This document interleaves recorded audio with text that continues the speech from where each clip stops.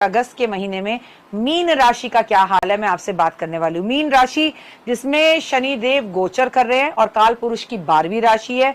और जब भी शनि 12वीं राशि में होते हैं तो युग बदलता है। जब भी शनि मीन राशि में होते हैं और वक्री हो, जो कि वो 13 जुलाई को वक्री हो गए हैं, तो दुनिया के अंदर बड़ी जबरदस्त उथल पुथल होती है और हर रोज आप अपनी जिंदगी में उथल पुथल देख ही रहे हैं।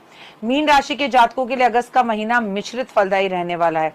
अगस्त के महीने की शुरुआत में आपको दूसरे के मामले में टांग अड़ाने की बजाय खुद के लक्ष्यों पर फोकस करना चाहिए, अन्यथा प्रॉब्लम होगी। यदि आप इस दौरान लोगों के साथ उलझेंगे तो आपको बहुत नुकसान होगा। लोगों के साथ उलझने की बजाय अपने काम में समय लगाएं तो बेहतर होगा, क्योंकि इस वक्त शनि भी आप ही की राशि में गोचर कर रहे हैं और शनि की सारसती का दूसरा चरण चल रहा है मीन राशि।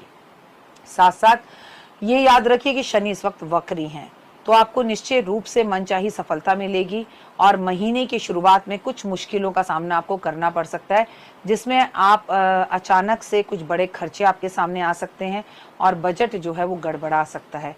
अगस्त के महीने के दूसरे हफ्ते में घर में किसी बुजुर्ग महिला की सेहत को लेके चिंता रहेगी। वो दादा दादी, नाना नानी हो सकते हैं, मम्मी पापा हो सकते हैं।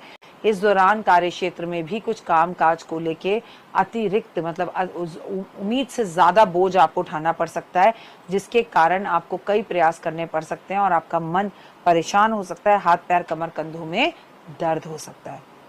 यदि आप व्यवसाय से जुड़े हैं तो इस महीने के मध्य में मंदी का सामना करना पड़ सकता है। बाद में दोस्त मित्रों और शुभचिंतकों की मदद से कारोबार आगे बढ़ने में कामयाबी मिलेगी। यदि आप कोर्ट कचहरी के मामले से जुड़े हैं तो परेशान चल सकते हैं और उसमें आपकी हार भी हो सकती है, या आपको कोई ऐसा फैसला सुनना हो सकता है जिससे आपका दिल दुखी हो जाए। तो आपको राहत मिल सकती है, लेकिन कैसे? हनुमान जी की पूजा करने से। अगर आप छात्र हैं और किसी भी परीक्षा की तैयारी कर रहे हैं तो समय आपके लिए अनुकूल है, लेकिन अगर आप काले और नीले रंग के कपड़े ना पहने और फालतू के फोन की गॉसिप्स में अपना समय बर्बाद ना करें। उच्च शिक्षा के लिए समय अच्छा है और नए दोस्त बनेंगे, नए लोगों से शुरुआत और मुलाकात होगी, लेकिन इनमें से कुछ लोग आपको धोखा भी देंगे। महीने की शुरुआत में आपको मन सामाजिक कार्यों में खूब रमेगा, और रमेगा भी क्योंकि भाई बहनों का संबंध और भाई बहनों का त्योहार है, रक्षाबंधन का त्योहार है। भाई बहनों के साथ आपके संबंध आमतौर पर अच्छे ही रहेंगे।